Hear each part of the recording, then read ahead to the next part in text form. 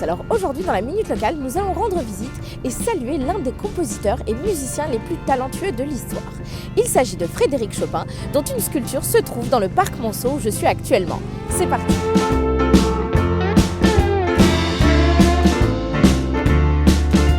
Une vérité générale communément admise affirme que nous ne mourrons jamais vraiment tant que quelqu'un pense à nous. Et bien dans ce cas-là, Frédéric Chopin n'est certainement pas mort, car tous les jours, des dizaines de personnes se recueillent devant la sculpture qui le représente dans le parc Monceau.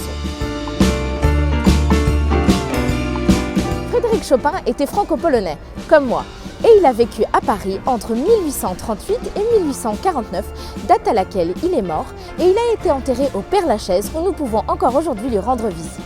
Le parc Monceau a été construit en 1852, quelques années après le décès de Chopin, et il a été décidé de célébrer les plus grands écrivains et musiciens du Second Empire à travers des statues parsemées dans le parc.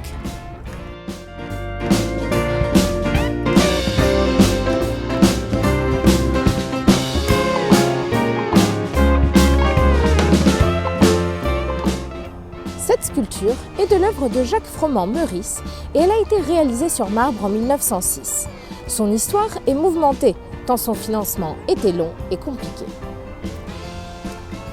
Finalement, cette statue a bien été construite au début du XXe siècle et elle représente le compositeur en train de jouer la sonate numéro 2 entouré de deux personnages féminins que nous allons découvrir tout de suite.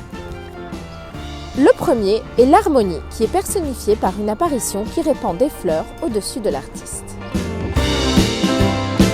À côté de Chopin, un autre personnage représentant pour certains la musique et pour d'autres la douleur, réagit avec émotion au jeu et à la musique du compositeur.